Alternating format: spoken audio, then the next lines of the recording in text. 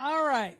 So, so what we're going to do is we're going to go ahead and get started on our first word, which is this one here. Now, remember, in Hebrew, we read from right to left, right?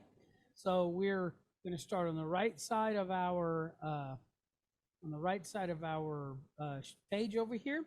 So, what's our first word? Okay, so we have the letter nun, which makes an N sound, and it's pointed with patah, which gives us a short, quick A. Then it's followed by this crazy looking letter. This is the letter Fe. And since it does not have a dot inside, we're going to pronounce this as the letter F.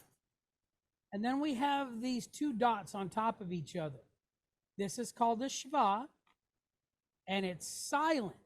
So the reason why is because we're following a short duration vowel point.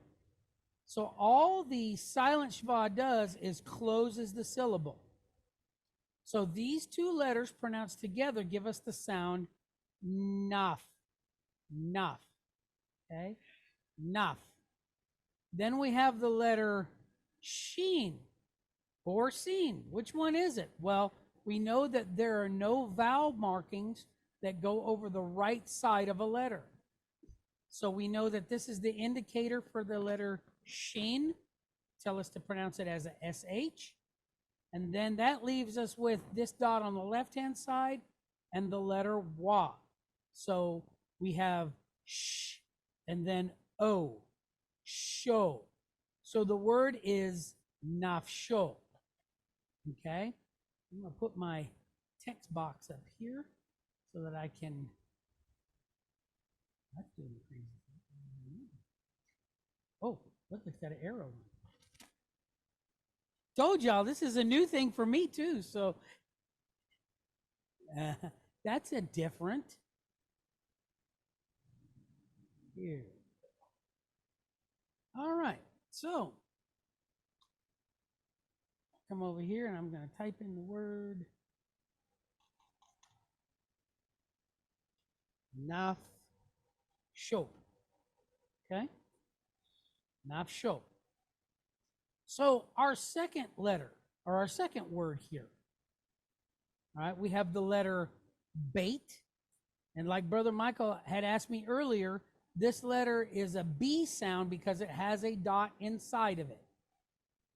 Okay, so we have the B sound, and we also have a shva here. But since this is being used in the first letter in the word, it's going to give us, this is a vocal shva. So it's going to give us a quick E sound. So we're going to have a B followed by a quick E. So be, be, be. Then we have the letter tet, which sounds like a T, but it's pointed with holem wa. All right. So this makes an O sound. And then we have another vate at the end of the word. So this is just going to get tacked onto the end of here. So we have be, ov, bet, ov, all right? Betov.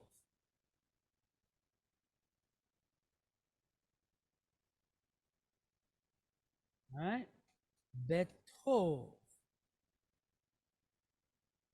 right? Betov. All right, so right now we have nafsho betov. All right? So let's work on our next word here. We have the letter tav. All right, and it's pointed with this T-looking shape underneath here.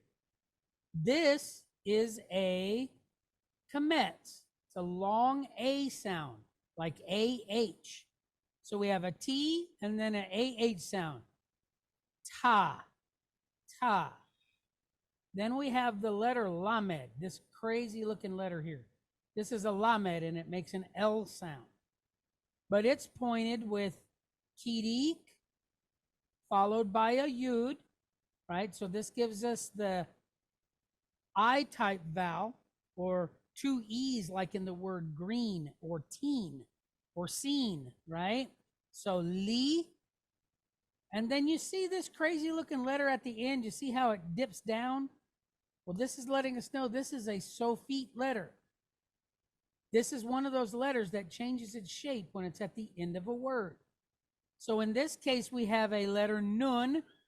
So this letter here at the front, this letter and this letter are actually the same letter. It's just because they're at different places in the word. So we have ta, then we have l, in, talin. Okay, talin.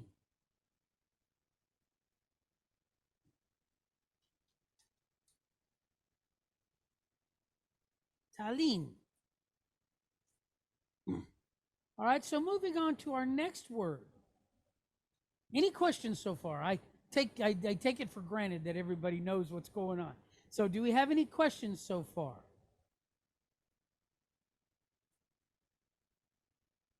Okay. So we'll move on to our next word. We have the letter wa. Now this letter, a lot of times you'll see it spelled vav, V-A-V, but it can be a V, it can be a W, it can be a U, it can be an O. It all depends on where it is, again, and how it's, what letters come after it. But in this case, we're going to use it as a V because we have this vocal schwa. So since this is at the beginning of a word, it gives us a quick E sound, right? So we have a V followed by a quick E. V, V. Then we have the letter zayin, right? Zayin makes a Z sound, and it's pointed with this dash looking thing. That is a patak. There's a short duration A-type vowel, so we have the sound Z. But then we have this guy. This is the letter resh, and it makes an R sound. And it's pointed with a shava as well. But it's a silent shava because we're following a short duration vowel point. So far we have vazar, right? Vazar. Then we have the letter ayin. This is a silent letter, but it's pointed Holemwa. So how are we going to pronounce that cluster right there? Just O. Okay? So we have Bezaro. Right? Bezaro. Right? Bezaro.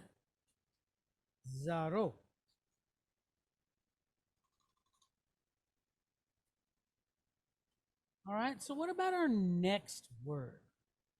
We have two yuds following each other. So we have a yud, and it's pointed kirikyo. So how are we going to pronounce these three? Yi, okay? We have a Y sound here, and then a double E sound here. So y, E, yi. Then we have the letter resh, pointed patak, short duration A-type vowel. Ra.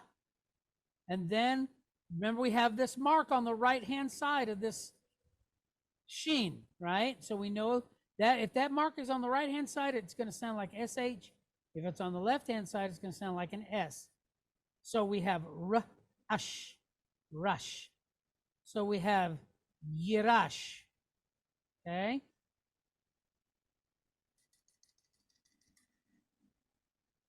Yirash.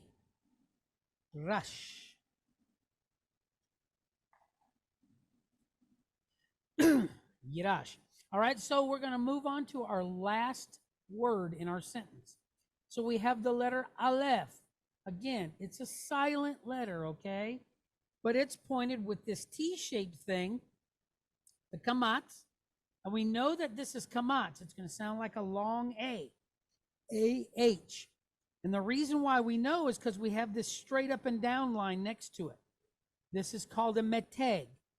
And when that is next to this little kamatz, this thing that looks like a T, that lets us know, definitely pronounce this as an A. Okay? So this first part here is A. Then we have a resh, and it's pointed segol. This is a quick, short E sound, re. And then we have another one of these crazy letters that dips down below the line. So we know that this is a tsari sofi. So it's going to make a TS or a TZ sound. So we have a, re, ts. All right, arets. Okay. We have arets. All right, so we have transliterated our first sentence. Okay. So let's read it together. We have nafsho betov talin bezaro yirash aretz. All right, let's read it again. Nafsho betov talin bezaro yirash aretz. All right, nafsho betov talin bezaro yirash aretz. All right, so the word nafsho. Okay, so we have these three letters. Most Hebrew words, 95% of them are made from three-letter root words. All right, so when we look here, we have a nun, a fe, and a sheen. That gives us the word nefesh, which means soul. But then we have this holemwa on the end. This is a suffix that means his. So the word nafsho means his, or it means soul of him or his soul. Okay, so we have his soul. Betov. Okay, so the bait used as a prefix in this case means in. Okay, it means in or with. And then the word tov means good. Okay, now it can mean well, it can mean to be secure, it can mean a lot of these things. But most of the time we translate tov as good. Okay, so we have his soul in good. Then we have talin. So talin, any idea.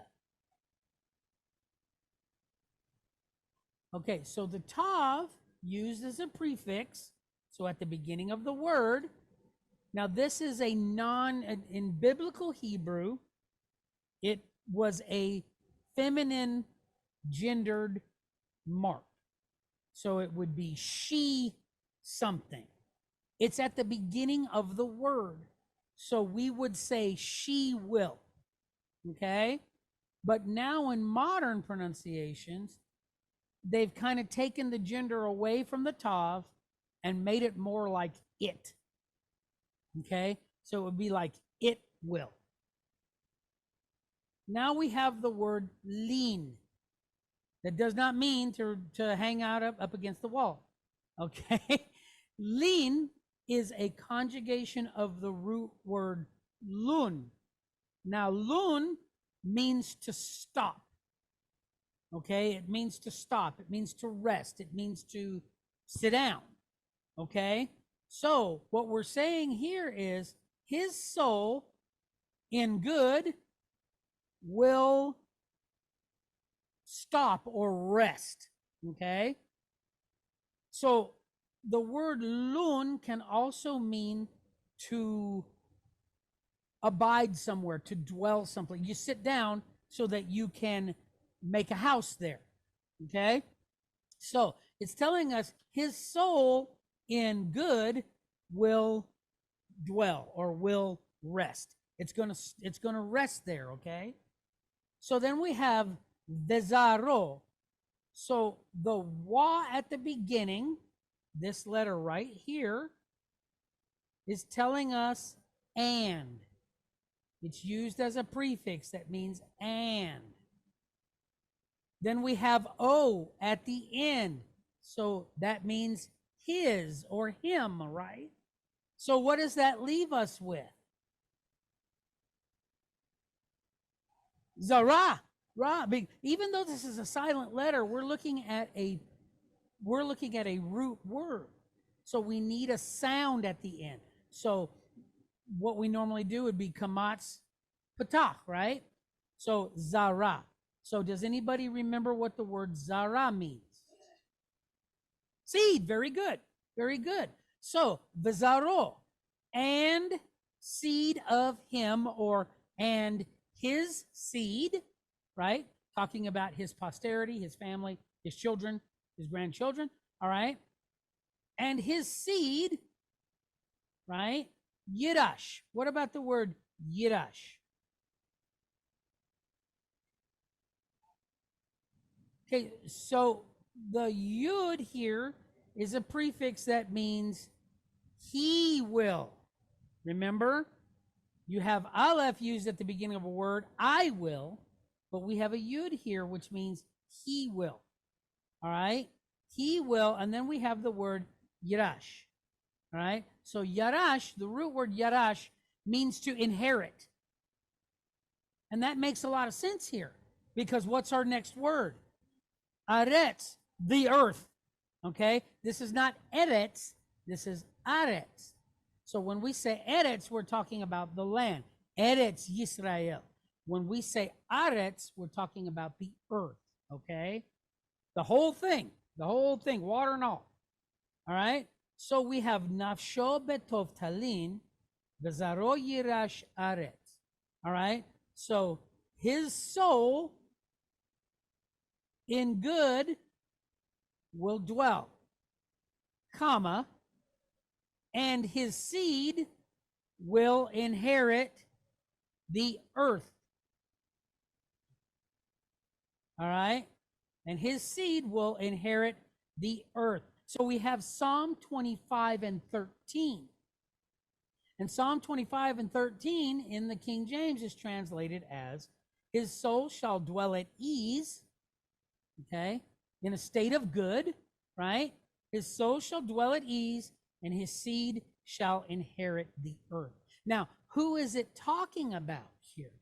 When we look at the verse beforehand, all right, 25 and 12, Sister Gabriella, if you'd put 25 and 12 up, I would appreciate that. Who are we talking about here? All right, we're talking about the man that fears Yahweh. Okay, so when we fear Yahweh, when we respect him, when we revere him, when we hold him in awe, it says here that our souls shall dwell in safety, right? Because we know who we can run to. So our souls will dwell in safety, and our seed will inherit the earth. And remember, he said that in Matthew chapter 5 as well. He said, and, you know, blessed are the peacemakers, blessed are the, you know, and he talks about about the meek inheriting the earth, okay? So those who revere him and hold him in awe, they will inherit the earth. Does this make sense? Okay. So, like I said, I wanted to use a fairly simple sentence, you know, because we've got new learners in here. Yeah, I'm real happy, Brother Michael, pulling words out of the air. That's fantastic, bro. Like riding a bicycle, a Hebrew bicycle. You got to ride it from right to left, but you don't forget it. All right. So again, that was Psalm 25 and 13. So I'm going to move on down here to the next sentence. Now this one looks a little longer, and it is, but that's okay. These are simple words. So what about this first word here? Yud, hey, wah, hey, Yahweh, right? So we have Yahweh. All right. Now what about the second word here? Tzaddik, okay? We have the letter tzadi, and it's pointed with patah. So that gives us the sound tza. But then we have this dalet. It makes a D sound. But there's a dot inside of it. So this is a beged kafat letter, but in modern pronunciation, we don't pronounce the D in the way it was biblically, right? So what we're going to do is we're going to double this letter.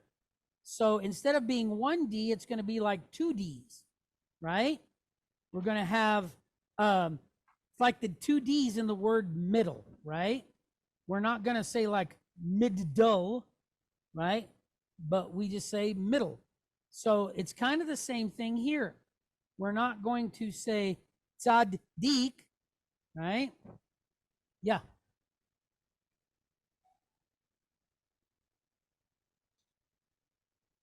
Okay. Because this letter has a dot inside of it.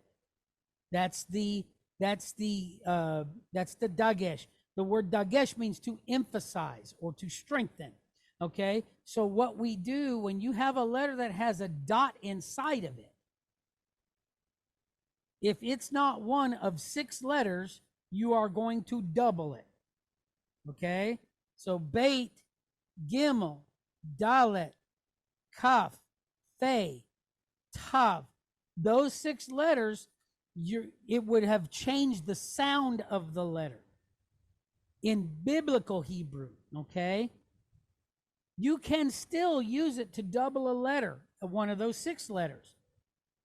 But it has to follow another vowel point. Doesn't matter if it's long duration or short duration. All right? So in this case, the D is going to be double. Okay? So I'm going to write my words up here.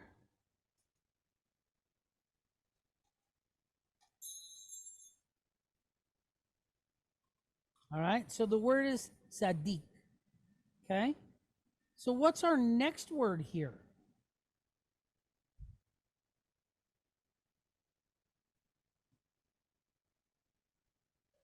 Okay, so we have the letter Yud here.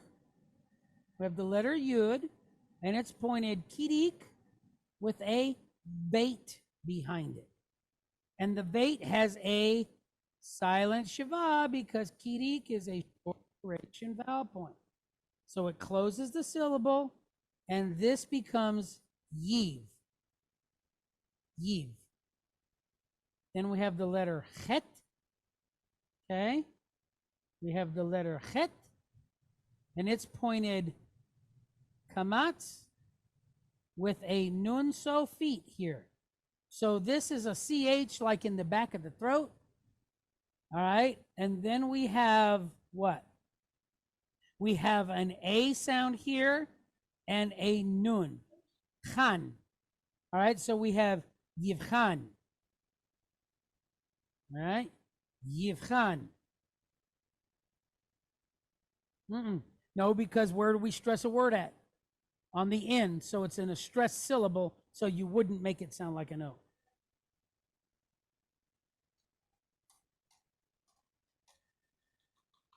Yivchan. All right. So what about our next word here? All right. So we have a wa here, and it's pointed with a vocal shva because we're at the beginning of a word. So we have a V sound and a quick E. Veh. Veh. Okay. Then we have the letter resh, and it's pointed with kamatz, ra. Then we have the letter shin, and it's pointed with kamatz. But then it's being followed by the letter ayin, which is a silent letter. So what are we doing here? We are just extending this A sound. So we have verasha, verasha, okay? Verasha.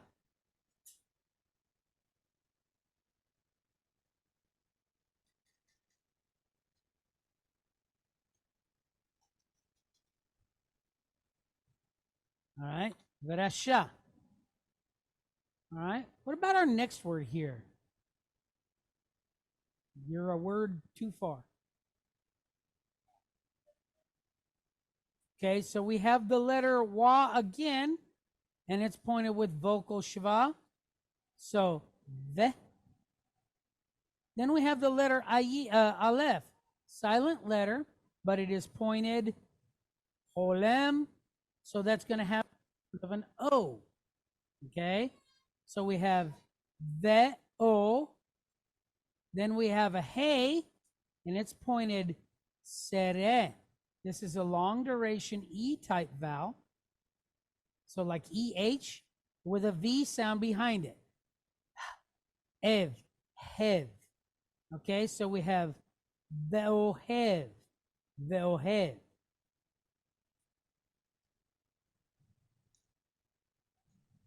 Ve'ohev.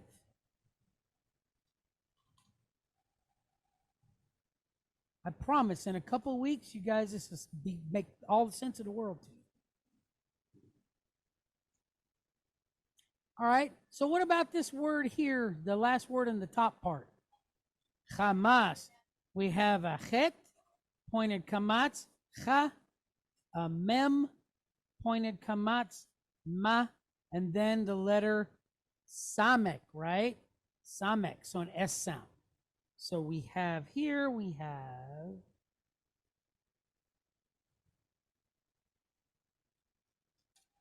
Hamas, okay? So now I'm going to drop another text box down here. All right, so what's our next word down here? Next to last word. Okay, so we have the letter sin now because this marker is on the left-hand side. So it makes an S sound. But you see how we have this meteg with the kametz? So we know it's going to sound like an A. So sa.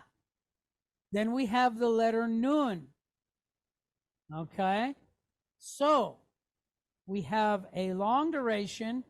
So that means that this has to be what? Vocal. Ne. It's an N with a quick E. So we have sa, ne. Then we have aleph, pointed kamatz, he, ah. All right? So sa, nea. Okay? What?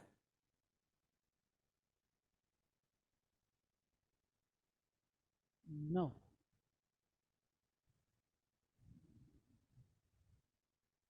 Where are you trying to where are you trying to do that?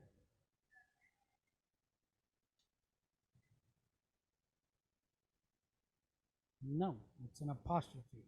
Sa ne apostrophe a. Sa ne a. Yeah?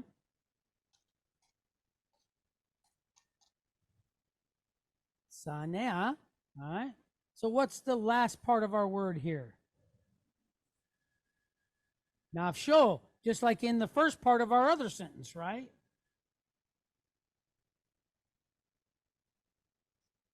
All right. Nafsho. Okay. So here we have, we've transliterated it, right? So let's read it together. It's my favorite part. I love reading it together. So we have Yahweh Tzaddik Yivchan Berasha Vohev Hamas Sanea Nafsho. Let's read it again. Yahweh Tzaddik Yivchan Berasha Vohev Hamas Sanea Nafsho. So Yahweh. What's our first word? It's the Father's name, right? So we know that we're talking about him. So what about this tzaddik? The word tzaddik means righteous, right?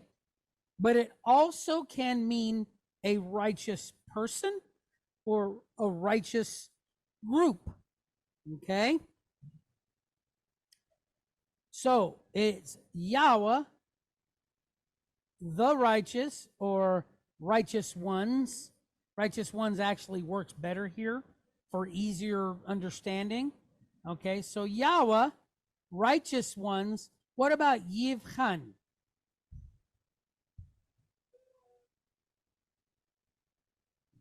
There you go.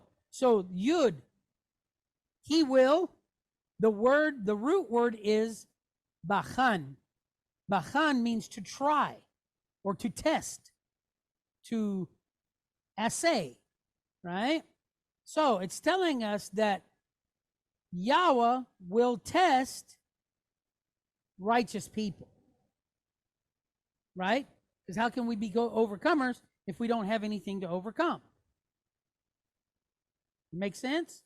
So it tells us that Yahweh is going to test those who he deems righteous. Okay? But now we start a new, so we're going to have a comma there. Now we start another thought, but it says Vrasha. So what about Vrasha? The Yud or the Wa is and, so that leaves us with Rasha. So what is that? Wicked. Very good. So it comes from the word Rasha, which means to be morally wrong, to be immoral, or to be wicked. Okay? So since we're talking about the righteous, we're talking about righteous people. We are also talking about wicked people, right? So we says Yahweh, he's going to try, or he's going to test the righteous. All right? But wicked people, right? And then we have Ohev. So, and then the conjugation Ohev, right, comes from the word ahav, to love. All right? So and wicked ones, and those who love Hamas, violence, right? So wicked people and those who love violence, what does the word shana mean? Shanea. Sanea. It literally means to hate. It means to hate personally, and it means to hate utterly. Okay? And then nafsho, his soul, right? His nefesh, his soul. So what is it telling us? It's telling us that Yahweh is going to test those who he deems righteous. But the wicked and those that love violence, his soul utterly detests. All right? The Father's soul utterly hates and detests those who are wicked and those who love violence. Okay? This is Psalm 11 and 5. And the KJV translates it as Yahweh tries the righteous, but the wicked and him that loves violence, his soul hates. So our translation is pretty close to what it says in the scripture that in the King James Version. I use the King James. I do that because it's easier. That's what most of everybody grew up with. So that's the reason why I use that to base my translations. Not because I prefer it, you know what I mean, but it's what most of us know. So that's the reason why I use it. So what we're going to do now, and like I said, that was Psalm 11 and 5. Okay? So we're going to move on down to our paleo word, and we're going to have a little bit of fun with this. So the reason why we do the paleo words, like I said, is we take a word that usually comes from our Parsha. I usually take one that comes from the Parsha. And we look at the paleo spelling. So, you know, each one of these letters has a meaning. So sometimes we can get a little bit of insight into maybe a deeper thought, right, than what we just normally would see on the top. So right here, this is our first letter. So what is this first letter here? That's the letter Beit, okay? That's the letter Beit. So right here, I'm going to put a big O capital B. All right, I'm going to give it a space. What's the second letter? Zayin, all right? That's the letter Zayin. And we know that Zayin has a Z sound to it, right? So we're going to put a Z there. And then we have this last letter. Looks kind of like a fork or something. So this is the letter Hey. Okay? So that's going to be an H sound. So in order to make this make any sense, we have to put some vowel sounds in. Now remember, paleo, there were no marks for vowel sounds. So normally what we do in modern Hebrew, if you're looking for a root word, you're going to put two A's in there most of the time. Most root words are going to be a long A and a short A. Okay? So I'm just going to put a A in here, a lowercase a, and I'll put another one here. So this gives us our paleo word. It's baza. Now, it's not like strange or weird. Not that kind of bazaar. It's not a place where you go and buy people's hand-me-downs. It's not that. Baza. All right? So, baza. The word baza means to loathe. Okay? To dislike. All right? That's what the word baza means. To love less, but a whole lot less. Okay? It doesn't mean to hate, but it does mean to detest, something like that, okay?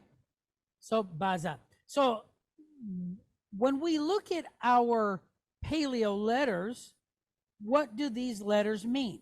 So, with the letter bait here, okay, with the letter bait here, what am I looking at? A house, okay? I'm looking at an house. I got all English all of a sudden. I'm looking at a house, yeah? All right, so I'm looking at a house here. I'm going to rotate this. I love being able to rotate. That's just, to me, that's just so cool to be able to do that. All right, so we're looking at a house, right? So with the letter Zayin, what is the letter Zayin? It's either a sword or it can be a plow, right? It's some sort of a tool. It's some sort of an implement. It's a means to an end, okay? So we're going to take it on the very top part, and we're going to call it a sword, okay?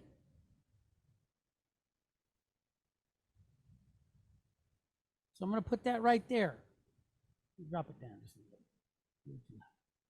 That thing's just wanting to fight with me.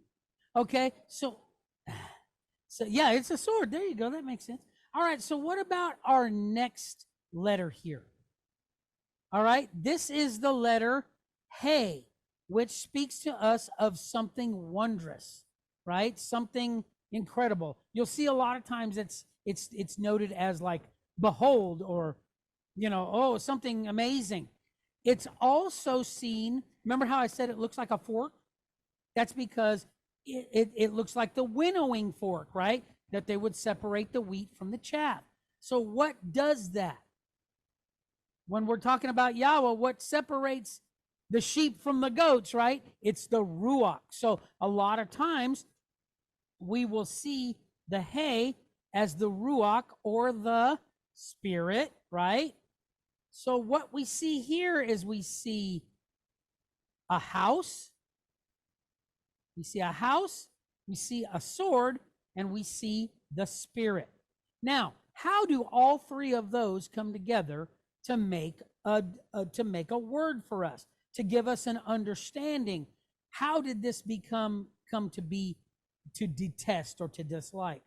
Well, a lot of us growing up here in the U.S., we've always heard that you shouldn't bite the hand that feeds you, right? Be grateful for what you are given, all right? So it's often been said that we're not supposed to bite the hand that feeds us. But how many times in the scriptures do we see it happen? They were constantly complaining about what the Father provided for them in the wilderness, even though they had food and they had water, and 40 years their clothes didn't wear out, right? He sent the pillar of cloud, in the daytime, and the pillar of fire at night. He kept them safe. He did so many things for them, yet all they did was murmur and complain. And that's definitely something that we should not do. All right? Now, there are several times when those that had the most to be grateful for seemed to be the least grateful. There were other people saying, wow, your Elohim does all this stuff, blah, blah, blah, blah, blah. Take a look at, what was her name? Rahab. She's like, man, we've heard about you guys, and we're terrified. You know what I mean? Our men fainted because they're worried about what all the things your Elohim does for you. So a lot of times, like I said, it seems, and even in this life, they're the ones who have the most are always the ones who are the unhappiest. Okay? And it's the same way with the Father. So today, what was our parsha called? It was called Toldot, which we're talking about generations, right? All right? Comes from the root word talda, right? Which means a generation. So Toldot would be generations, okay? So since we're talking about these generations, let's remember to be grateful for all the things that he's done for us and not to despise them, not esteem them lightly, not just take them as, yeah, well, you know, whatever. Yeah, he done that, you know, and just, you know, and just let it slide, you know what I mean? Because what we don't really realize is that if we do that, right, we could end up like those that are in the camps and in the houses of Ishmael and Esau. Okay? Esau did what? He sold his birthright. And the scriptures told us that he despised it. It didn't mean anything. He didn't care. He didn't look at it and say, oh man, I better not. This is a bum deal. I'm going to get me a bowl of peas and a hunk of bread, and that's going to be what I'm selling my birthright for? But he didn't care about it, right? All he was doing was thinking about, the flesh man was in control, saying, oh man, I'm starving, I'm hungry. Well, here's the thing. If we do that, if we despise the things that the Father gives us, then we can end up like those who are in the houses of Ishmael and Esau, right? These are ungrateful people, ungrateful children, okay? And what ends up happening is you end up in a house, or you end up as a people who end up cut off from his spirit. And that's what we don't want. We don't want to be cut off from him because he's our life. He's everything, right? So that's when we despise the things that he's done for us, when we're not grateful for them, we end up kind of pushed off to the side. Brother Mike, you go do something for somebody, you expect them to at least tell you thank you, right?